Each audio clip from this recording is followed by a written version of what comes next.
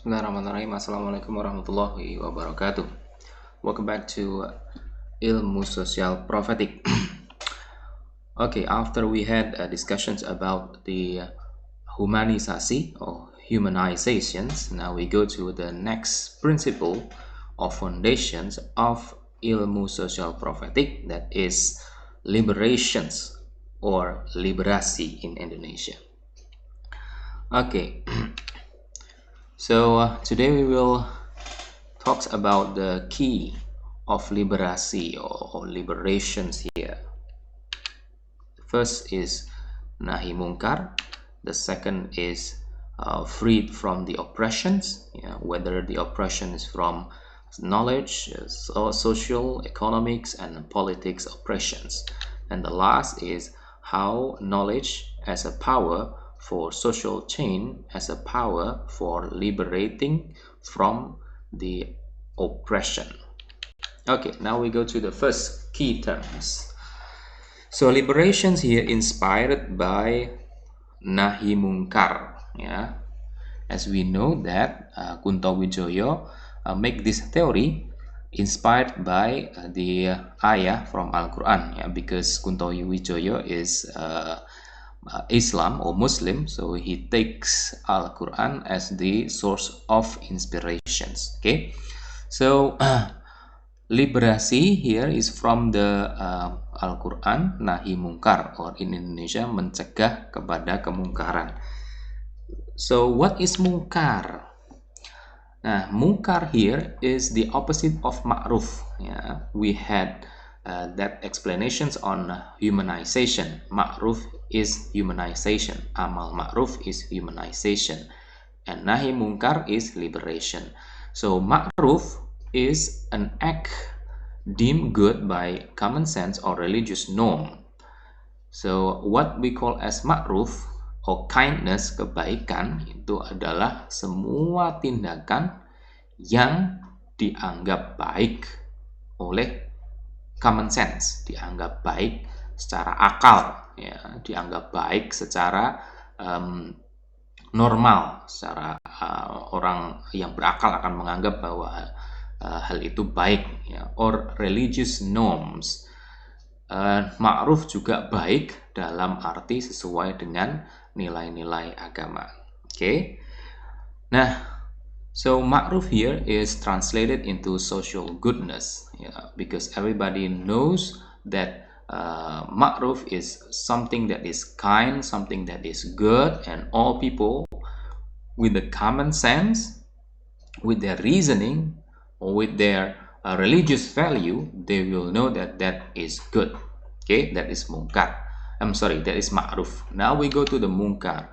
Mungkar is the opposite of ma'ruf. So mungkar is the act deemed bad by common sense or religious norm. Jadi mungkar itu semua hal yang orang berakal pun, orang yang punya common sense, orang yang punya akal, reasoning, akan tahu bahwa itu adalah jelek. Or in the religious or religious norm, nilai-nilai agama, it is also considered as bad. So mungkar is all act deemed as a bad, considered as a bad by all people with a common sense, by all people yang berakal, or by religious value. So mungkar can be translated into social evil. So mungkar can be translated as social evil. So what are the social evil here, or what is the social evil here? Now, Kunto Wijoyo translate the social evil here, or mungkar here, as the oppression. So liberation in Kunto Wijoyo definition is freeing human from oppression. Nahi mungkar here, mencegah dari kemungkaran. It means that mencegah atau membebaskan manusia dari mungkar. Apa itu mungkar? Oppression. Because all people with a common sense, all religions will condemn oppression. Okay, oppression in Indonesia is penindasan. Yeah. No one say that penindasan or oppressions is good. No one. No people with the common sense, no people with the reason will say that penindasan, that oppressions is good. No. Even no all religions, not all religions will say that oppression is bad. Okay. So why oppression is mungkar? It is also because it violates the nature of human. Ya, penindasan itu melanggar kemanusiaan. Ya. So oppression is violating humanity. So that's why all people in the world will fight against oppression. So all people all around the world will say that oppression is bad. Okay. So back again that freedom is the essence of humans. Ya. Kebebasan itu adalah the nature, hakikat yang dari manusia. So when freedom is being oppressed, it is, we call it as the task for us to liberate. Okay. Jadi, and liberations is freeing from all kinds of oppressions. Jadi liberasi itu adalah membebaskan dari semua jenis penindasan. Okay. So next question is, what is oppression? What are kind of oppression? Okay. Apa itu jenis-jenis penindasan? Okay. There are at least two kind of oppression. The first is individual oppression and the second is systemic oppression. Yeah, individual oppression here means that oppression that operate through individual, while systemic that it is the penindasan or oppression that operate in a systematic way, whether institutional or structural. While the between the individual and systematic there is an interpersonal oppressions. Okay, but in ilmu sosial prophetic we focus on the systemic oppression, institutional and structural oppression. Why we focus on that kinds of oppression? Because that kind of oppression make a great damage to humanity. Okay, because it is organized, it is very well organized. So the victim of a systemic oppression will be so many. Okay, kenapa kok systemic oppression? Karena systemic oppression itu mengorbankan lebih banyak manusia daripada hanya individual oppression. Okay, so the example is when the oppression was done by individual, the victim will be few. Okay, but if the oppressions committed by the governments or committed by the organizations and it is well organized, you know, the victim will be massive. Okay, when someone kill others, when individual kill others, maybe only one or two or maybe not more than 100 people will die. But when a nation or when the governments systematically kill others, there will be massive victims. We know lots of tragedy in this world because of that systematic oppression. Okay, now we go to the kinds the specific kinds of oppression. The systematic oppressions can be operate through the economic oppression, through the political oppression, through the science or knowledge oppressions. Now we go to the first kinds of systematic oppression. It is the economic oppression. The economic oppression here is the root of economic oppression is greedy. Okay, because of greedy there will be economic oppression. Okay.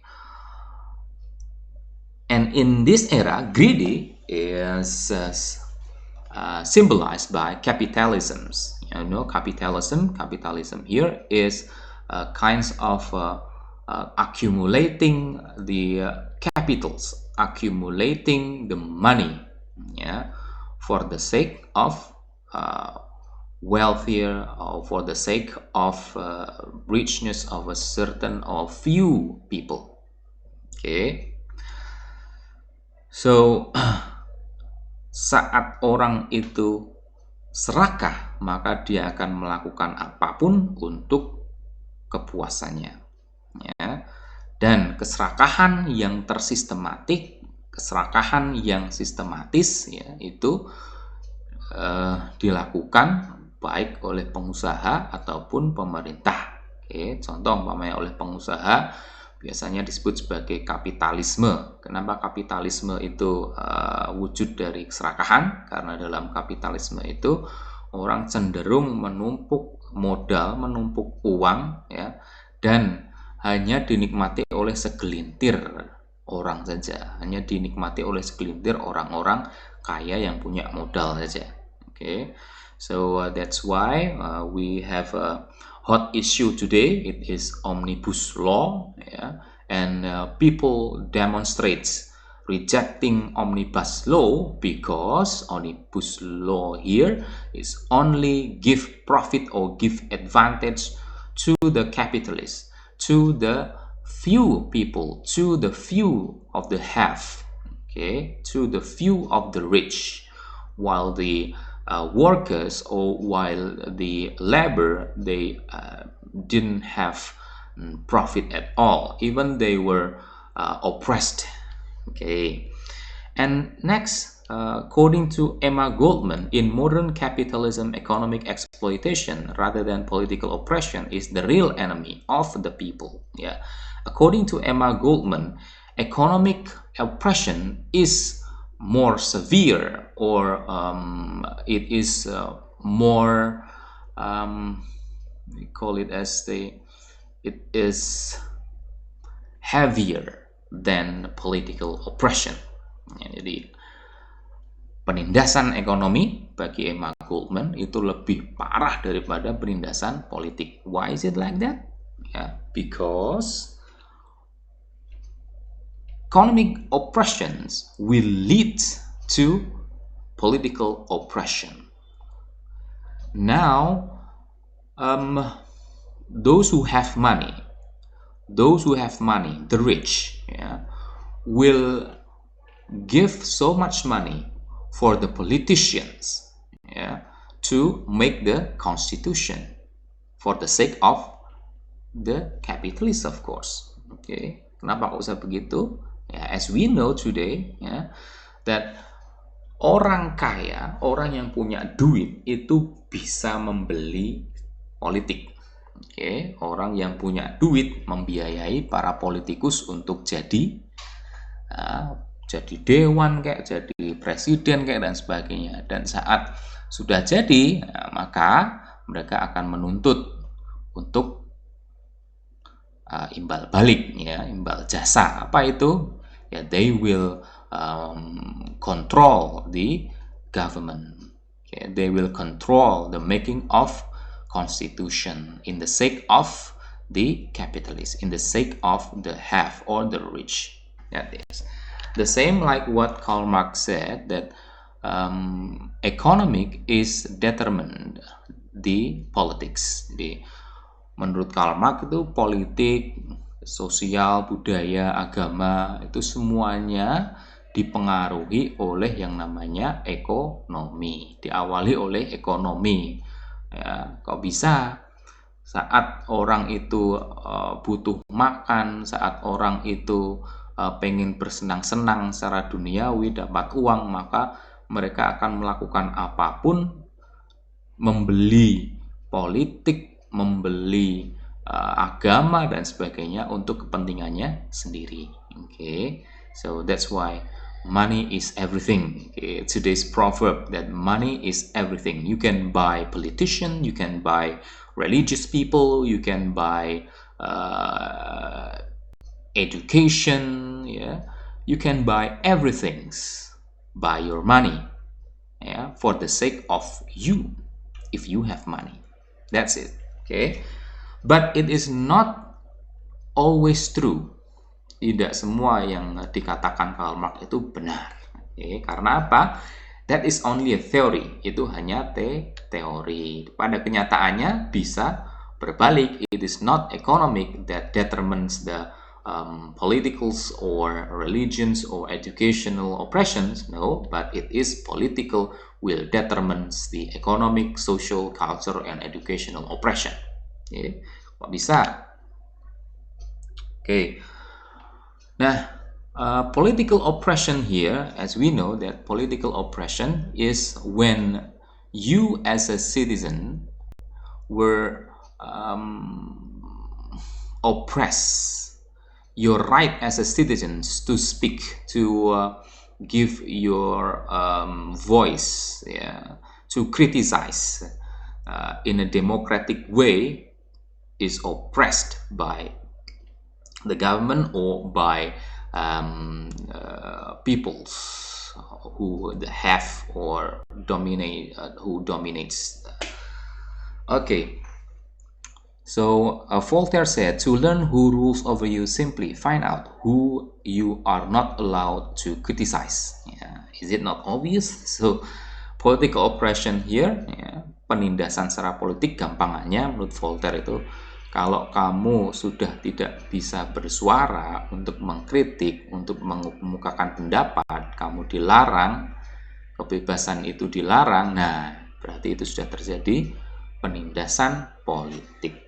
Nah, back again, that it is not only economic oppression that will lead to other oppression, yeah, as Karl Marx said. Jadi tidak semua ekonomi oppressions itu akan membuat atau menyebabkan penindasan-penindasan yang lain, ya. Kadang politik itu juga bisa menjadi sumber penindasan, ya, as happen in our history. Jadi di sejarah bangsa Indonesia pernah suatu ketika saat politik itu sebagai panglima, saat ekonomi terpimpin oleh sistem oleh politik, ya, maka politik menjadi sumber dari penindasan, ya. Sehingga karena politik orang dipecah belah, as you can see in the screen, ya, in the caricature there, ya. In era of Soekarno, era Orde Lama, terutama Orde Demokrasi Terpimpin, ya, konflik politik begitu luar biasa. Banyak partai-partai yang saling sikut-sikutan, tendang-tendangan dan sebagainya. Banyak partai-partai yang dibungkam. Seperti yang Anda lihat, ya, dulu partai-partai seperti Partai Murba, Partai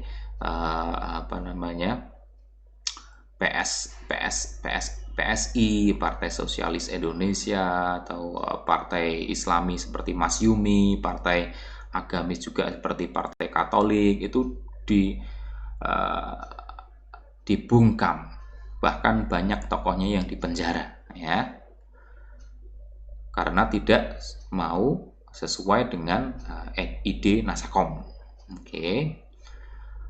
Setelah itu terjadi lagi pembungkaman politik sampai terjadinya tragedi PKI. Oke. Di zaman Orde Lama juga, di ekonomi terpimpin, politik sebagai panglima, kondisi ekonomi luar biasa parah. Ya, kalau Anda punya mbah-mbah, mungkin Anda bisa tanya bagaimana zaman ekonomi saat demokrasi terpimpin itu. Ya, begitu parahnya sampai orang-orang harus berantri untuk mendapatkan sekaleng beras atau antri untuk mendapatkan satu botol minyak tanah dan sebagainya. Itu sangat terkenal. Silakan Anda bisa observasi. Nah, di sini berbeda dengan pendapat Marx tadi. Kalau Karl Marx bilang ekonomi itu adalah sumber dari penindasan, nah, tapi di Indonesia kenyataannya pada suatu waktu justru politik itu sebagai sumber penindasan, karena politik menentukan segalanya. Yang berkuasa, ya, yang menentukan ideologi apa yang harus hidup, partai apa yang harus hidup, ya, lalu ekonomi apa yang harus dijalankan, ya, dan sebagainya. Okay. So it is interrelated. It is not only economic that cause other oppression, but also sometimes political also creates other oppression as the source of oppression. So, in a simply way, that is, poverty is economic oppression, tyranny is political oppression. Okay. Gampangannya itu ya penindasan ekonomi itu ya kemiskinan yang bukan karena masalah orangnya yang malas, bukan, tapi karena sistemnya yang membuat orang itu miskin, karena secara struktural, secara sistematik itu dibuat menjadi miskin dengan adanya kebijakan-kebijakan, dengan adanya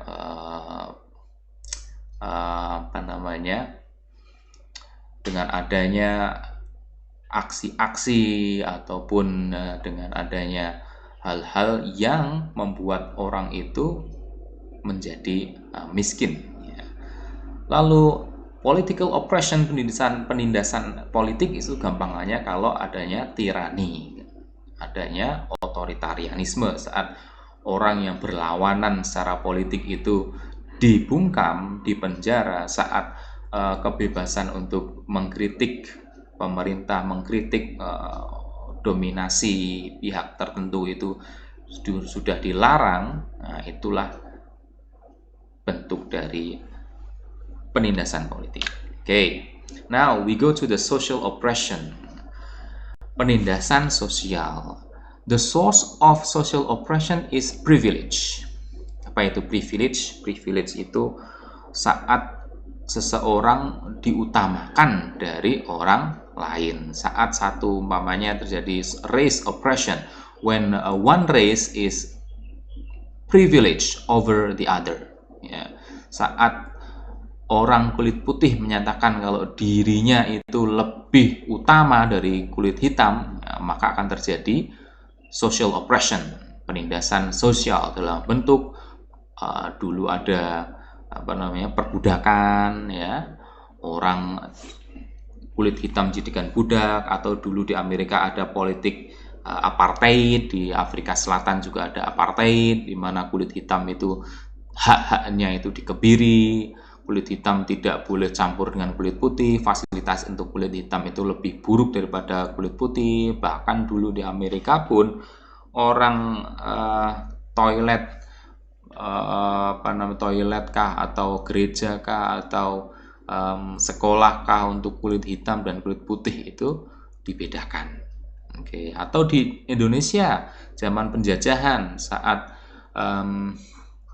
etnis Eropa yang menguasai itu Belanda kolonial, ya, yang menguasai itu dianggap lebih utama daripada pribumi, atau orang Arab atau orang Cina dianggap lebih utama daripada pribumi, sehingga kelas-kelas terjadi dan orang pribumi itu dijadikan kelas bawah, ya, maka terjadilah social oppression dalam bentuk racial oppression.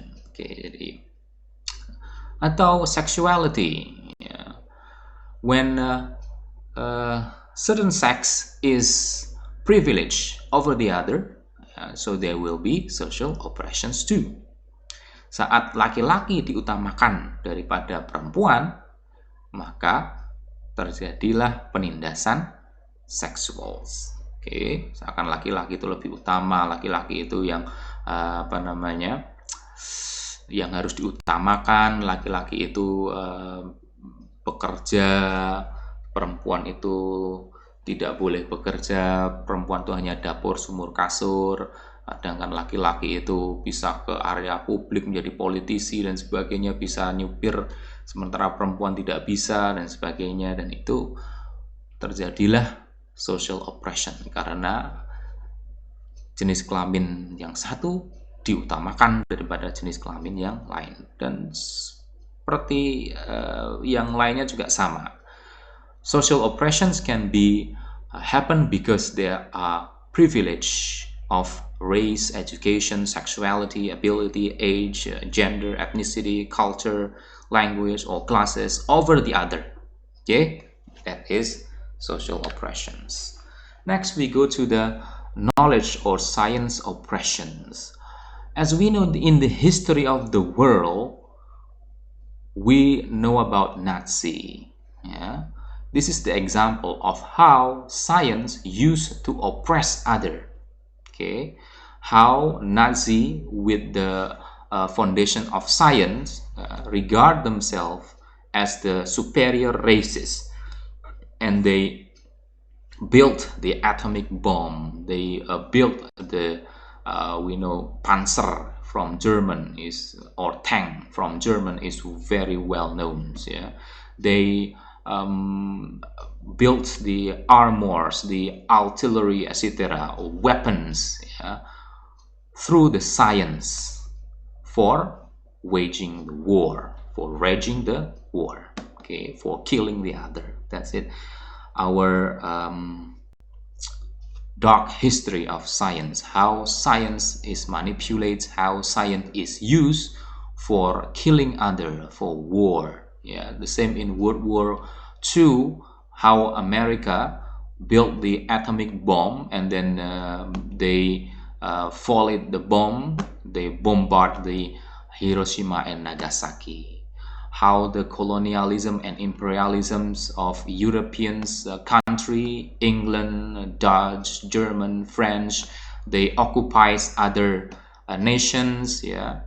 Orang Belanda menjajah Indonesia, orang Prancis menjajah Afrika Utara, bagaimana orang Italia juga, orang Inggris menjajahnya kemana-mana sampai sepertiga bumi itu pernah jadi kekuasaan Inggris dan sebagainya. And they use knowledge, they use science. Ya, mereka pakai ilmu pengetahuan teknologi untuk menjajah orang lain.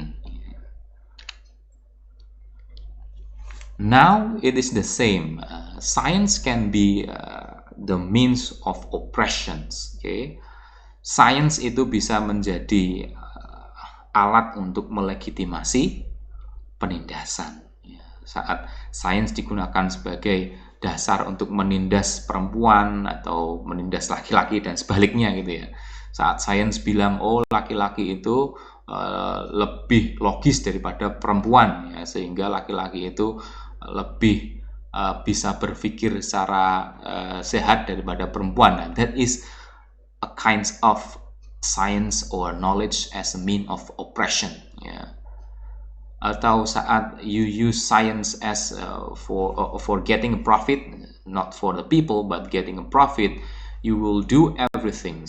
You will develop the weapon for military, for war. You will develop the chemicals for devastating or for damaging the opponents. You will build the narcotics, yeah, for drugs. Yeah.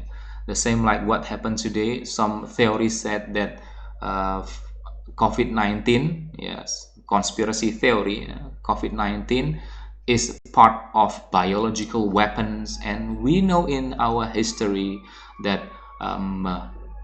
some country use the biological weapons for attack other countries. Yes. And then science can be also as a kind of mean of oppressions when it is not designed for people. When science is for science, ilmu pengetahuan hanya untuk ilmu pengetahuan, sehingga begitu egois ilmu pengetahuan itu mengembangkan sendiri ilmu pengetahuan itu tanpa melihat dampaknya bagi manusia. Contoh, dulu ada penemuan tentang cloning, sehingga bahkan ilmuwan berencana untuk mengkloning manusia, ya, dengan alasan bahwa sains untuk sains, ya, sains itu bebas nilai dan sebagainya. Ya, that is not right. That is science for oppression. So, according to ilmu social prophetic, science should be the power. Knowledge is the power. Power for what? Not power for oppression, but power for liberation. So, according to ilmu social prophetic, ilmu pengetahuan atau science of technology can be used as a means of liberation. Because science has two faces, has dual nature. Science can be used for advantage of people, or science can be used to damaging the people, for killing the people. So ilmu social prophetic takes one side of the science, that science can be a means for liberations. How can science liberate us from oppression? That is by putting the science to work for social and environmental justice. Science that is designed to develop a human being, yeah, not just for war, not just for money, not just for chemical weapons or etc. Yeah. So science for liberation is science that is designed for social justice, for environmental justice, for the people. Science for the people. That is science for liberations.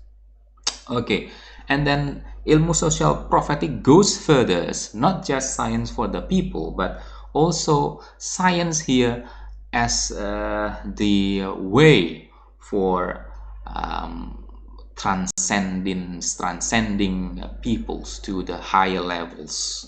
Okay. Nah, perbedaan antara ilmu sosial prophetic dengan ilmu sosial pembebasan yang lainnya, bahwa ilmu sosial prophetic mempunyai landasan transcendence. Ilmu sosial prophetic use religion as the inspiration, use religion's value as a foundation, even use the religion as the source of knowledge. Just like what Einstein say, science without religion is lame. Religions without science is blind. Yeah. So science and religion should work one another, inspire one the other. Okay. And Albert Einstein also say that the more I study science, the more I believe in God. So when we study science, not just liberate us, not just free us from the oppressions of economic oppression, of political oppression, of other oppression, but also transcend us, ya, membuat kita level kita lebih tinggi, menuju ke kesadaran yang lebih tinggi, yaitu kesadaran spiritual, kesadaran akan Tuhan.